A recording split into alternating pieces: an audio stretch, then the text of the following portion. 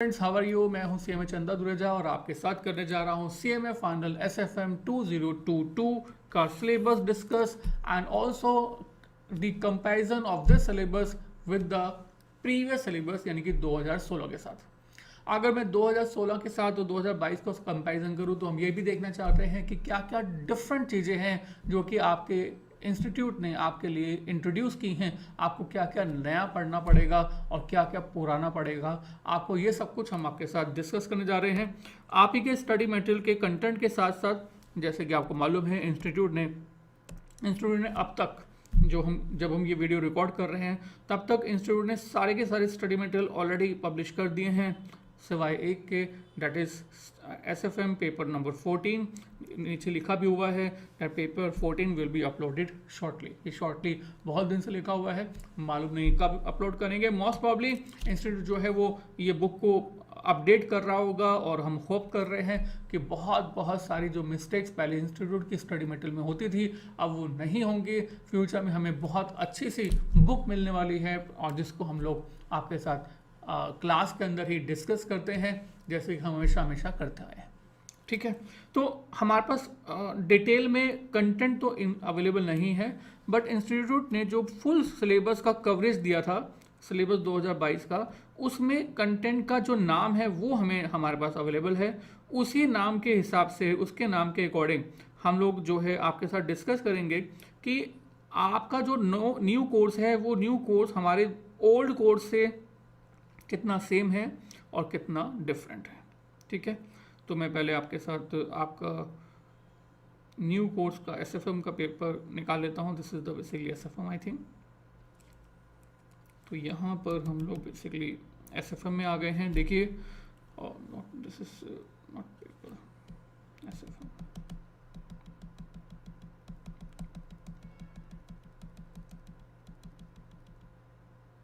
Yes, this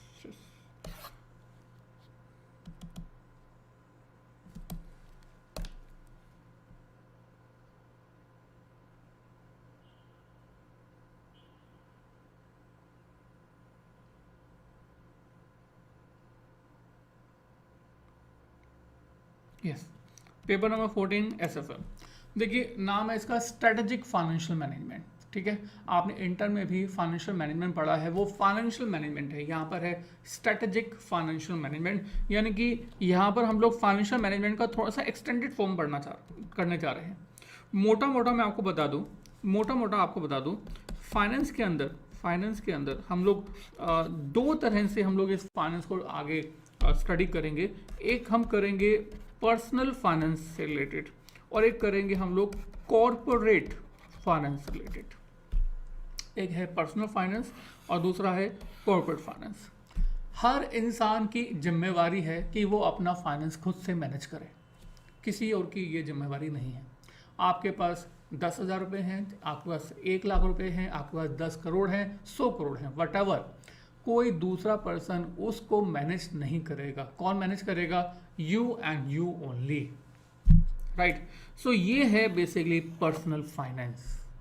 और दूसरा है कॉर्पोरेट फाइनेंस। कॉर्पोरेट के अंदर, कंपनीज के अंदर हम फाइनेंस को किस तरह से मैनेज करेंगे, that is covered under the corporate financing. और यहाँ पर जो फाइनेंशियल मैनेजमेंट है, यहाँ पर हम बात करेंगे बहुत सारी, जिसमें कि हम बात करेंगे कि हम इंटरनेशनल लेवल पे फाइनेंस को कैसे मैनेज कर सकते हैं। इंटरनेशनल लेवल के अलावा हम लोग बात करेंगे कंपनी जो है वो डेरिवेटिव मार्केट में किस तरह से एंगेज होती हैं, कैसे उनके शेयर्स डेरिवेटिव मार्केट के साथ लिंक होते हैं और कैसे फ्लक्चुएशंस भी होती हैं, राइट। हम लोग बहुत सारे इंटरेस्ट रेट डेरिवेटिव की बात करेंगे, कैसे इंटरेस्ट रेट डेरिवेटिव के थ्रू डिफरेंट स्ट्रैटेजी के थ्रू कॉर्पोरेट जो है, कंपनी जो है वो अपना पैसा बचा सकता है। ठीक है, तो फिलहाल हम इंस्टीट्यूट के स्टडी मटेरियल पे वापस आ गए हैं 2022 पर और थोड़ा सा 2016 में भी जाएंगे। अगर मैं एक बार 2016 की बात करूं, दिस इज सिलेबस, ये स्टडी मटेरियल है पुराने वाला, सिलेबस 2016 वाला। तो इसमें basically investment decision 25%, financial market institution, ये 4 हिस्सों में दिया हुआ है। परसेंटेज भी दी होती है इंस्टीट्यूट ने पहले तो कभी भी ये परसेंटेज जो दी होती है कभी भी इसकी इज्जत तो की नहीं है, मतलब रिस्पेक्ट नहीं की है। कभी भी पेपर में जो परसेंटेज देता है उसके हिसाब से पेपर में कभी भी नहीं देता। पहले तक तो ऐसा भी होता था, अभी भी ऐसा ही होगा। तो मोस्ट प्रोबेबली जो परसेंटेज दिया होता है तो मान के चलिए कोई खास रेलिवेंट नहीं होता। यस, कंटेंट जो दिया हुआ है ये कंटेंट से हमें फिलहाल मतलब है। पहले बहुत शॉर्ट फॉर्मेट में पहले कौन कौन सा कंटेंट होता था?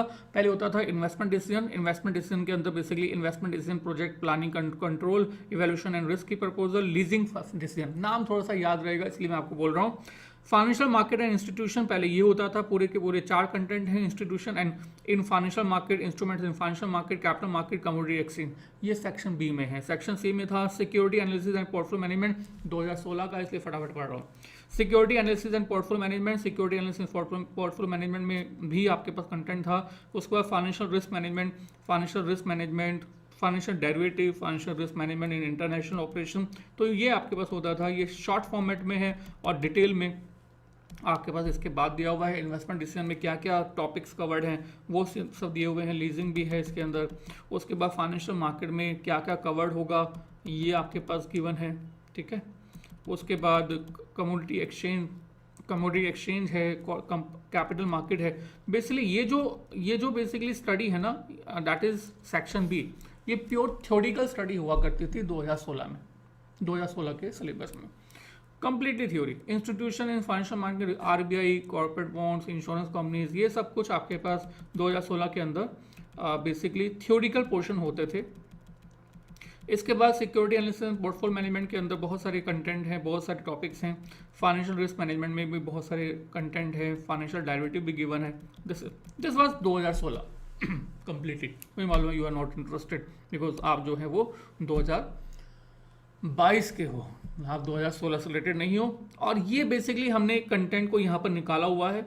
इंटरनेशनल फाइनेंस, ये हमारी जो बुक है 2000 सिलेबस 2016 के हिसाब से उसका कंटेंट बताया हुआ है कि भैया हमारे पास 2000 सिलेबस 2016 में क्या क्या था? International finance, forex, derivative, mutual fund, miscellaneous, capital budgeting, project management जिसको कहते हैं, bond valuation, lease versus finance, इसको लीजिंग डिसीजन भी बोलते हैं, portfolio management, interest rate derivative, money market.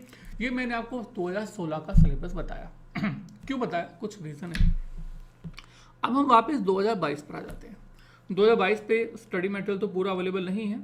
It will be uploaded shortly by the institute, no doubt. हम लोग wait करेंगे। पर जो कवरेज गिवन है, जो इंडेक्स वाइज कवरेज गिवन है, वो यहाँ पर दिया हुआ है। देखो क्या दिया हुआ है नाम, शॉर्ट फॉर्मेट में इन्वेस्टमेंट डिसीजन। कुछ याद आया? अभी थोड़ी देर पहले 2016 में भी ये था, तो यहाँ पर इन्वेस्टमेंट डिसीजन है, वहाँ पर भी था, यहाँ पर भी है। Security analysis and portfolio management, वहाँ पर भी था, यहाँ पर भी है। याद आ गया? ठीक है। म्यूचुअल फंड्स, वहाँ पर भी था, यहाँ पर भी है, ठीक है। उसके बाद फाइनेंशियल रिस्क मैनेजमेंट, यानी कि risk in financial management, financial derivative, वहाँ पर भी था, यहाँ पर भी है। उसके बाद इंटरनेशनल फाइनेंशियल मैनेजमेंट, यानी कि फॉरेक्स की बात कर रहे हैं यहाँ पर, फॉरेक्स चैप्टर टॉपिक, वहाँ पर भी थे, यहाँ पर भी है। उसके बाद सेक्शन ई के अंदर डिजिटल फाइनेंस वहाँ पर नहीं था, वहाँ पर नहीं था। इन्होंने वेटेज दी हुई है 5%, मतलब बहुत बड़ा हैवी कंटेंट नहीं है, थोड़ा सा कंटेंट है, छोटा सा कंटेंट है। डिजिटल फाइनेंस के नाम से 2016 सिलेबस में नहीं था, यहाँ पर है। That we have to study more, ठीक है। और डिजिटल फाइनेंस क्या है? बेसिकली आप सोचो, आप मनी कैश यूज़ करते हो, जब भी कोई ट्रांजेक्शन करते हो तो क्या करते हो? पैसे देते हो, सामान लेते हो, है ना।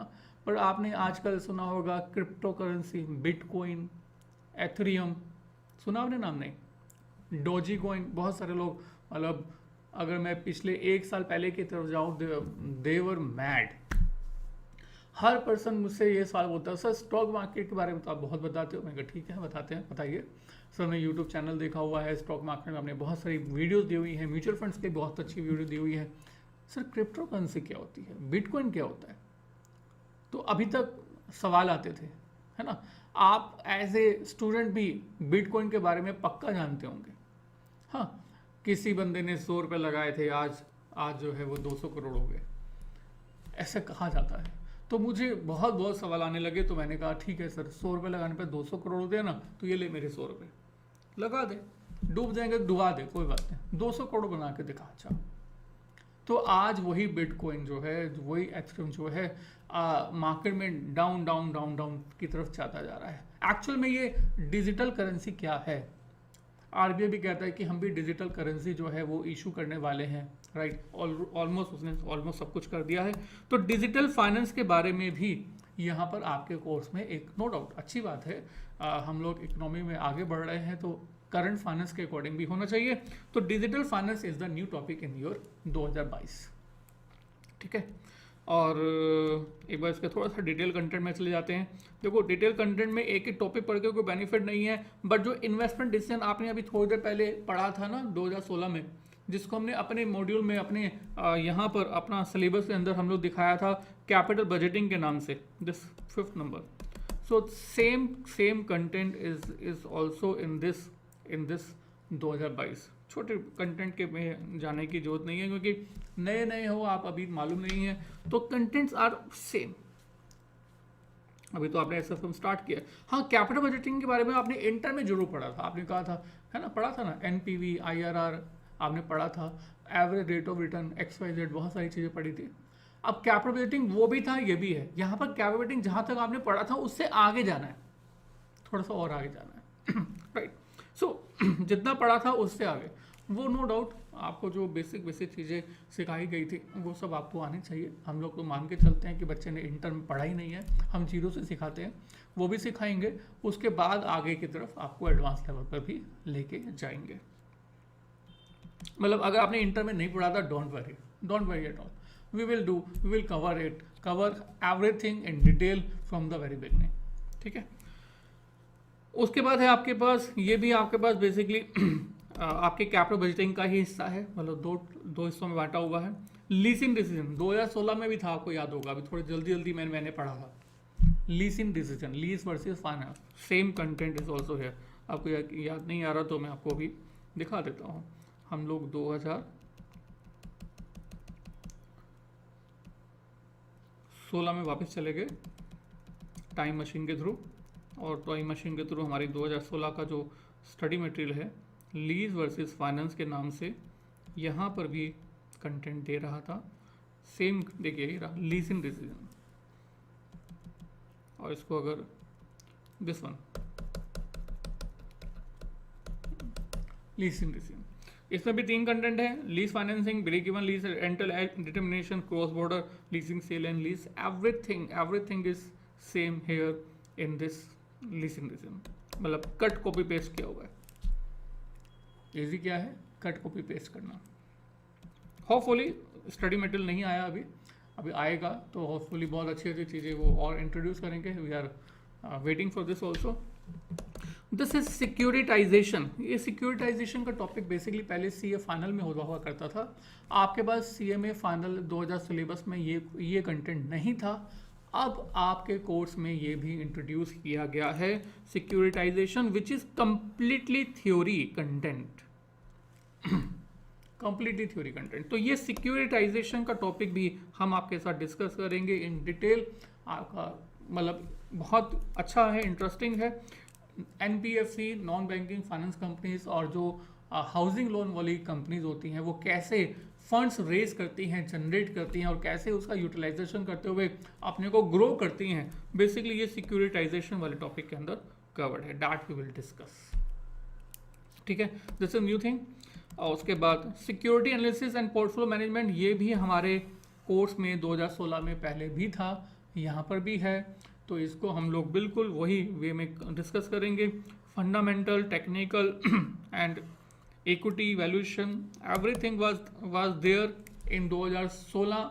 2022 में भी इसको इंक्लूड किया गया है। म्यूचुअल फंड्स 2016 में भी आपको याद होगा, मैंने आपको पढ़ाया था, वहाँ पर भी था, मतलब अभी जो स्टडी मटेरियल दिखाया था यहाँ पर भी है। म्यूचुअल फंड सेम है, कंटेंट जो पहले था वही यहाँ पर है। पोर्टफोलियो मैनेजमेंट की थ्योरी पोर्शन वहाँ पर था, यहाँ पर भी है। तो ये पोर्टफोलियो के चैप्टर के कंटेंट दिए हुए हैं, ये सभी के सभी पोर्टफोलियो चैप्टर के कंटेंट है, वहाँ पर भी थे और यहाँ पर भी है। उसके बाद financial risk management, basically this is forex chapter, sorry this is financial derivative, not forex chapter, financial derivative, this is derivative chapter. क्या नाम है? डेरिवेटिव। तो डेरिवेटिव चैप्टर हमने वहाँ पर भी डिस्कस किया था। ऑलमोस्ट 15 to 16 क्लासेस, 15 से 16 classes only and only derivative पर हम लोग आपके साथ डिस्कस करते हैं। तो वो जो डेरिवेटिव चैप्टर वहाँ पर था वही भी वो यहाँ पर भी है। तो उसके जो टॉपिक्स हैं वो सभी के सभी टॉपिक यहाँ पर दिए हुए हैं। ये जो स्वैप करके लिखा हुआ है, पहले था इंटरेस्ट रेट डेरिवेटिव के नाम से, यहाँ पर स्वैप नाम दिया हुआ है, नथिंग एल्स। ठीक है, कंटेंट भी सेम होगा। स्टडी मेटेरियल आने में मालूम चल जाएगा कि और क्या क्या एडिशन या डिलीशन वहाँ से किया गया है। सेक्शन डी है इंटरनेशनल फाइनेंस मैनेजमेंट, यानी कि फॉरेक्स चैप्टर। अब ये जो फॉरेक्स चैप्टर है, ये भी आपके 2016 कोर्स में था, इंटरनेशनल फाइनेंस के नाम से या फॉरेक्स के नाम से, वट एवर यू से। फर्स्ट चैप्टर सेम चैप्टर यहाँ पर भी है, यानी कि 2022 में भी है। तो कुल मिला के मैं आपको ऐसा बोल सकता हूँ, this was the last one I think, right. Finance same है। अच्छा, डिजिटल फाइनेंस है लास्ट में, वो हमने आपसे डिस्कस कर लिया है कि 5% कंटेंट जो ये बता रहे हैं डिजिटल फाइनेंस है। डिजिटल फाइनेंस में क्या क्या है? Cards, central bank, digital currency, crypto currency, private, जैसे बिटकॉइन है वो प्राइवेट क्रिप्टो करेंसी है। ठीक है, उसका क्या यूज़ है, क्या बेनिफिट है, क्या नुकसान है, वो सब कुछ आई थिंक यहाँ पर कवर करेंगे। आप जो है वो गूगल पे करते हैं ना, यूपीआई ट्रांजेक्शन करते हैं, एक आईडी डालते हैं @HDFC बैंक, एक आईडी डालते हैं @Paytm, वो है यूपीआई। तो वो यूपीआई वाला जो कंटेंट है, वैलेट, यूपीआई, ये सब डिजिटल फाइनेंस है। इसको भी आपके कोर्स में इंट्रोड्यूस किया गया है। आई थिंक 5 मार्क्स आपसे यहाँ पर कंपल्सरी क्वेश्चन आना ही चाहिए। उसके अलावा, और ये this was the last one, right. उसके अलावा अगर मैं इम्पॉर्टेंट की बात करूँ तो देखो, इम्पॉर्टेंट तो कंटेंट में सभी इम्पॉर्टेंट है, पर यहाँ पर जो स्कोरिंग होता है ना, स्कोरिंग, हमारा म्यूचुअल फंड का चैप्टर हमेशा स्कोरिंग रहा है, हमेशा से रहा है। म्यूचुअल फंड का चैप्टर हमेशा से स्कोरिंग रहा है। हार्डली 4 क्लासेस में, 5 क्लासेस में चैप्टर कंप्लीट हो जाता है, और उन 5 क्लासेस के बेसिस पर 15 नंबर, 15 मार्क्स आते ही आते हैं, हर बार आते हैं। आपके लिए भी ऐसा ही होने वाला है, ऐसा कुछ नहीं होने वाला कि ऐसा नहीं है, नहीं, आपका भी यही है। तो सिंपल, अगर मतलब कहते हैं ना बहुत जल्दी से पास होना है, म्यूचुअल फंड करो, 15 नंबर कंप्लीटली। उसके अलावा कैपिटल बजटिंग आपने किया हुआ है, आपको यूज टू लगता है कि वही का वही है स्टार्टिंग वाला, उसके बाद थोड़ा सा उस एडवांस लेवल बढ़ता है, नथिंग एल्स। तो ये जो इन्वेस्टमेंट डिसीजन वाला टॉपिक है, ये भी 15 नंबर आपको कवर करा देता है। ठीक है, उसके अलावा डेरिवेटिव में से भी एक ना एक क्वेश्चन, मतलब 15 से लेकर 30 नंबर, 15 to 30 मार्क्स आपको एग्ज़ाम में मिलेंगे ही मिलेंगे। इसकी कॉम्प्लेक्सिटी, इसके टॉपिक्स आप एग्जामिनर को क्वेश्चन पूछने पर मजबूर कर देते हैं। ऐसा जनरली होता ही नहीं है 99% केसेस में कि डेरिवेटिव को छोड़कर कोई पेपर बनाओ। एंड डेरिवेटिव चैप्टर आपको बहुत बहुत इजी लगेगा, that is for sure. So 15 to 30 marks for derivative. थोड़ा सा लेंथी है, मैंने कहा ना 15 से 16 क्लासेस लगी हुई हैं डेरिवेटिव में, सो लेंथी तो है, बट यस पेपर में मार्क्स जरूर दिलाएगा। उसके अलावा एक chapter that is forex chapter, और फॉरेक्स चैप्टर भी आपके पेपर में पूछता ही है 15 to 30 मार्क्स, 15 से 30 नंबर, नो डाउट। ये भी थोड़ा सा लेंथी है, अराउंड 12 से 15 क्लासेस इसमें भी लगती हैं फॉरेक्स चैप्टर में। पर फॉरेक्स 15 क्लासेस करने के बाद आपको इजी लगने लगेगा अपने आप से। प्रैक्टिस मांगते हैं ये चैप्टर। देखो, जब आप वीडियो क्लासेस कर रहे हो ना, तो आप बेसिकली कोई मूवी नहीं देख रहे हो कि भाई आप बैठ गए, मोबाइल आगे रख दिया, खाना खा रहे हो, चाय पी रहे हो और चलती जा रही है, ऐसा कुछ नहीं है। आपको जो है अपने आप को इन्वॉल्व करना ही होगा।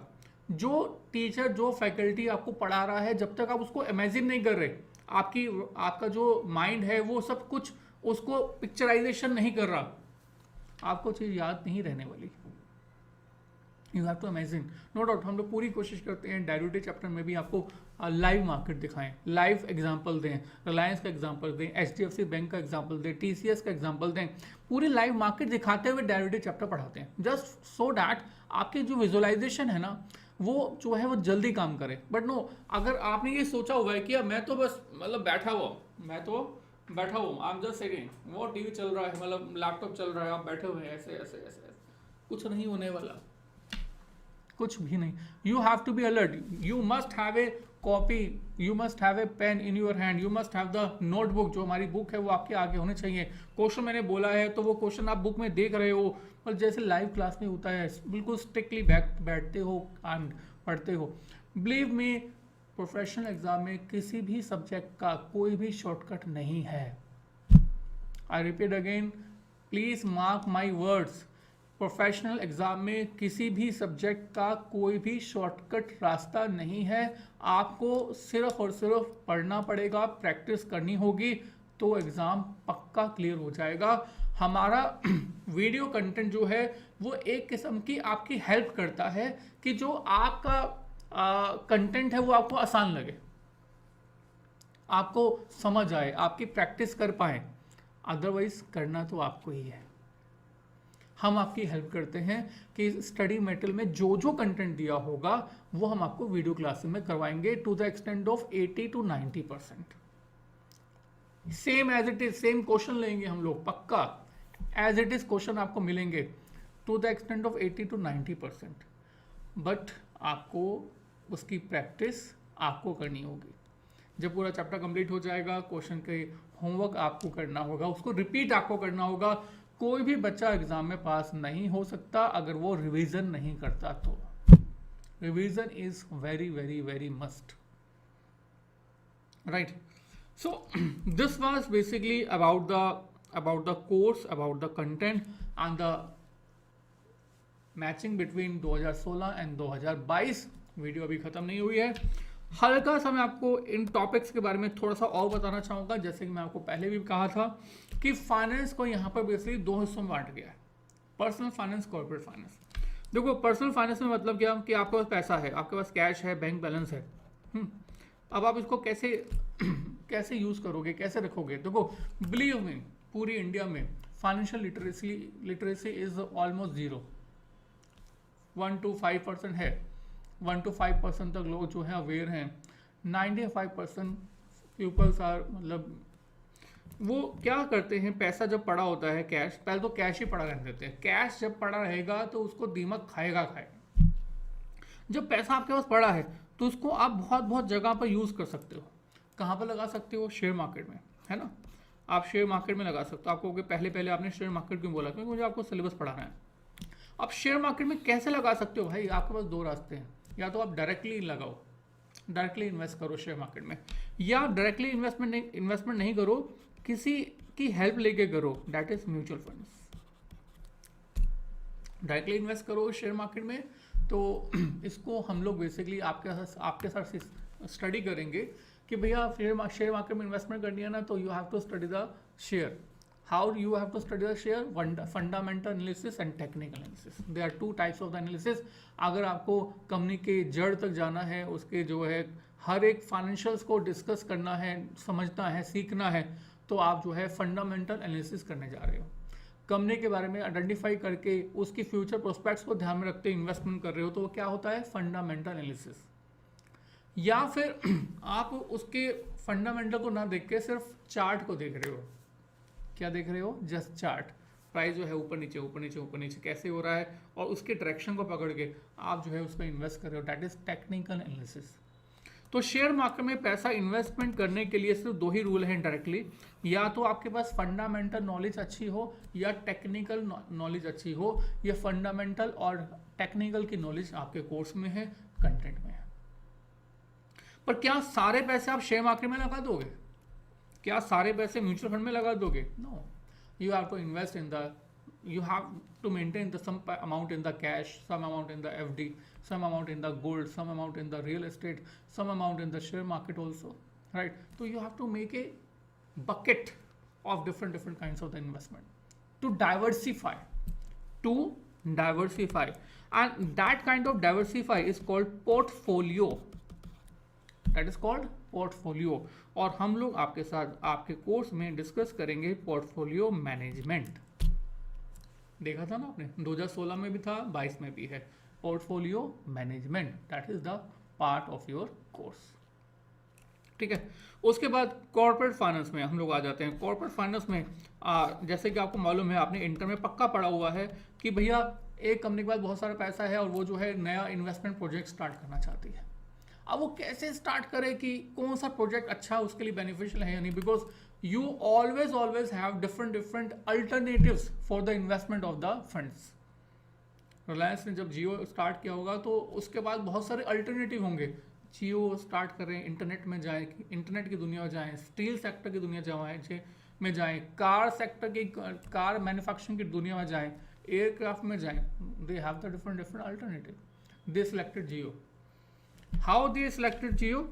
दे डिड, उन्होंने क्या किया होगा? उन्होंने किया होगा कैपिटल बजटिंग. कैपिटल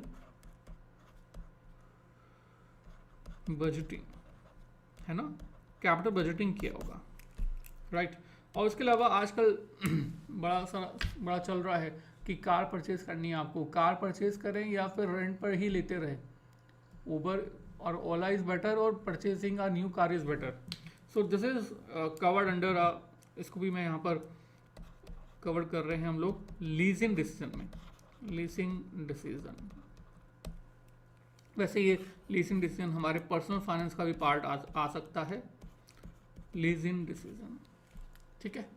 उसके अलावा आपके पास कोर्स में आपके पास कंटेंट क्या है कि आजकल कंपनी जो है वो मल्टीनेशनल काम कर रही हैं. मतलब सिर्फ अगर कोई कंपनी इंडिया की है तो इंडिया में ही नहीं, बल्कि इंडिया के अलावा यूएसए में, चाइना में, डिफरेंट कंट्रीज में काम करती हैं.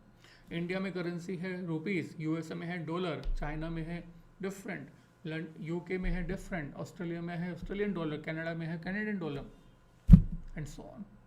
So how they will deal with this different kinds of the currencies, how they can optimize, they can reduce the risk of the forex management, because price जो है fluctuate भी होता रहता है. आप देखते हो कि डॉलर का रेट आज के डेट में अगर अराउंड 75-80 रुपए के आसपास है तो हमेशा 75-80 के आसपास नहीं रहा. पहले 72 भी था, 70 भी था, 65 भी था, और आने वाले समय में 75 और 80 ना रह के 82, 85, 95 या फिर कम भी हो सकता है. तो इंटरनेशनल मैनेजमेंट, इंटरनेशनल काम करने, मल्टीनेशनल में काम करने वाली जो कंपनीज हैं, मोस्ट ज़्यादातर आपने आईटी कंपनी सुना होगा, टीसीएस का आपने नाम सुना होगा, इन्फोसिस सुना हुआ है. How they manage different receipts and payments of the forex market, that is covered under the chapter forex management. इसके अलावा कॉर्पोरेट जो है वो इंटरेस्ट रेट स्वैप के थ्रू भी, इंटरेस्ट रेट स्वैप्स जो कि आपके कोर्स में है के थ्रू भी अपना पैसा बचा सकता है. कैसे, हम लोग यहाँ पर डिस्कस करेंगे. मतलब मोटा मोटा मैं आपको बताया, आपके कोर्स का एक बेसिकली ओवरऑल इंट्रोडक्शन दिया. या तो आपको पर्सनल फाइनेंस आपका एसएफएम सिखा रहा है या फिर कॉर्पोरेट फाइनेंस सिखा रहा है. How you will deal in the different types of the financing. This is basically the coverage of 2022 CMA final SFM course. ठीक है, आई थिंक थोड़ा सा आपको मालूम चल गया है अपने कोर्स के बारे में. नो डाउट आप हमारे डेमो वीडियोस जो कि डिस्क्रिप्शन में गिवन होता है हमेशा आप देखेंगे, आपके पास लिंक है, उसके थ्रू देखेंगे, आपको और ज़्यादा मालूम चलेगा कि टीचर हम लोग जो पढ़ा रहे हैं आपको कितना समझ आ रहा है, XYZ. उसके बाद ही आप जो है अपना आगे का एक वे डिसाइड करेंगे कि कैसे आपको करना है. बट एक बात मैं बता दूं, जो भी करें जल्दी करें. क्यों जल्दी करें? क्योंकि एक ही चीज़ है इंसान के पास जो कि लिमिटेड है. पैसा बहुत बार आएगा और जाएगा, बट एक चीज़ हमेशा एक लिमिटेड रहेगी इंसान के पास, that is time. Time is limited. We have to utilise our time in the optimum manner. So do fast, understand everything, and all the very best for your exam, for your study. Thank you very much. मिलते हैं next video में.